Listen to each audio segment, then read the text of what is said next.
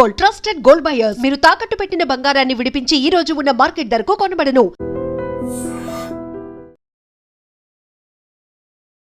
నమస్తే, welcome to I dream talking point with Kavitha.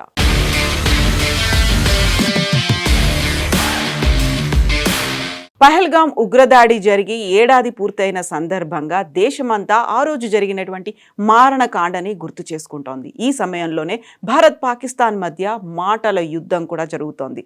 Pahalgam ఘటనలో తమ ప్రమేయం ఉన్నట్లుగా తెలిపే విశ్వసనీయమైనటువంటి ఆధారాలు చూపించడంలో భారత్ పూర్తిగా విఫలమైందని పాకిస్తాన్ నిన్న ఘాటుగా విమర్శించింది. పాక్ సమాచార శాఖ మంత్రి అతావుల్లా తరార్ ఒక ప్రత్యేక టెలివిజన్ ప్రకటన ద్వారా భారత్పై తీవ్ర స్థాయిలో విరుచుకుపడ్డారు.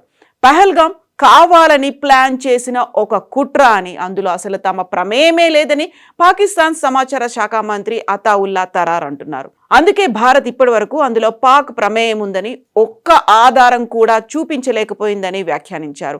ఈ సందర్భంగానే తరార్ పాక్ సార్వభౌమత్వానికి భంగం కలిగిస్తే సహించేదే లేదని స్పష్టం చేశారు.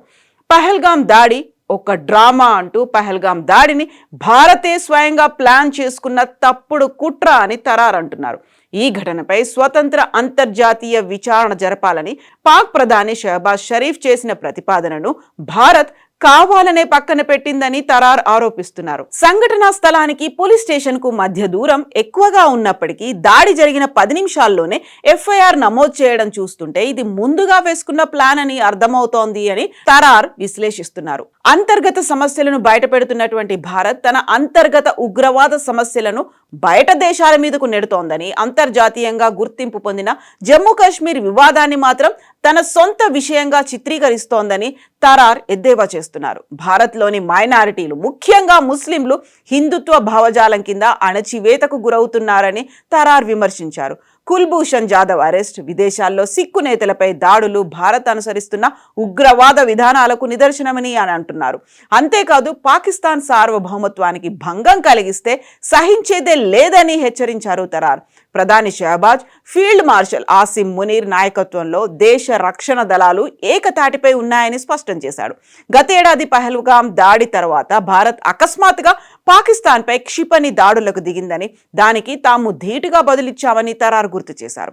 ఈ దౌత్య ఉద్రిక్తతలు చివరకు యుద్ధానికి దారితీశాయని, పాక్ దళాలు 7 భారత్కు చెందినటువంటి యుద్ధ విమానాలను, అందులో 3 రఫేళ్లు కూడా ఉన్నాయని, డజన్ల కొద్దీ డ్రోన్లను కూల్చివేశామని తరార్ అంటున్నారు. భారత్ గర్వంగా చెప్పుకునే S-400 రక్షణ వ్యవస్థను కూడా తాము ధ్వంసం చేశామని చెప్పారు. ఈ సైనిక చర్యను పాక్ మార్కా-ఏ-హక్ అంటే సత్యం కోసం పోరాటంగా అభివర్ణించుకుంటోంది.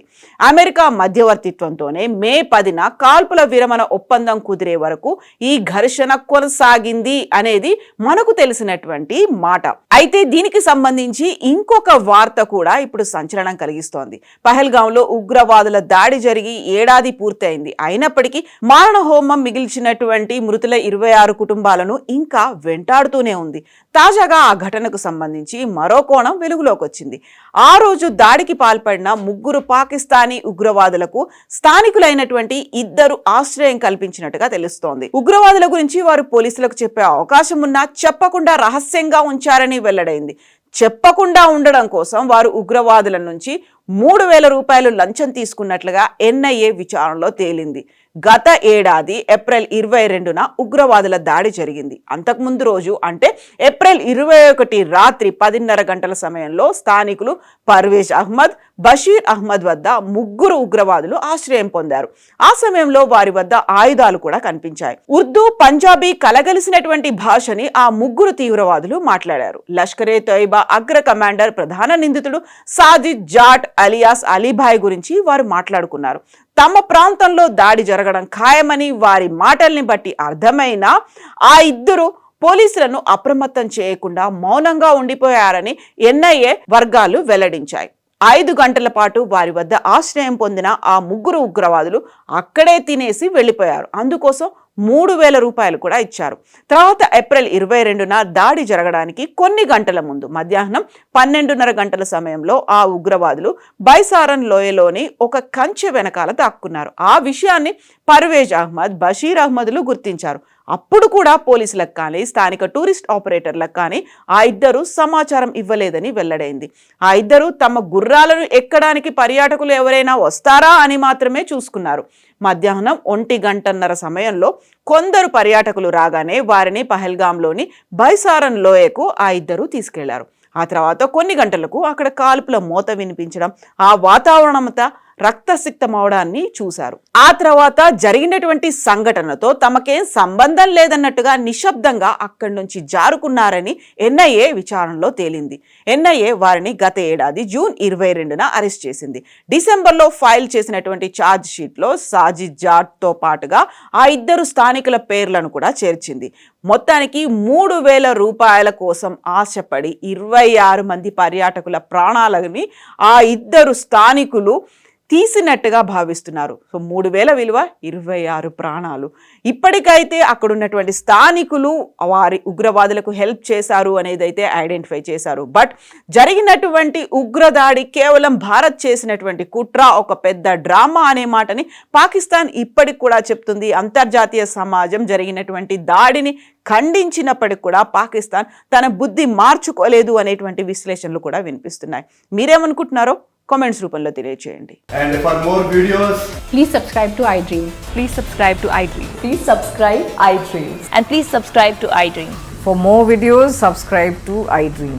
please like, share and subscribe to the channel. Congratulations, iDream.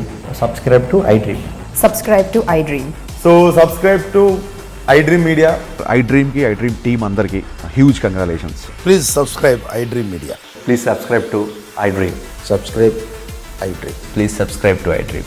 iDream అంటే నా కళల ఛానల్ను సబ్స్క్రైబ్ చేసుకున్న నోరు తిరుగుతలేదు, మీరైతే గంట గుర్తు కొట్టండి. For more such videos, please subscribe to iDream. Subscribe to iDream. Please subscribe to iDream. Please subscribe iDream Media. Please do subscribe to iDream. Please subscribe to iDream Media. For best entertainment and information, please subscribe iDream. And don't forget to subscribe to iDream.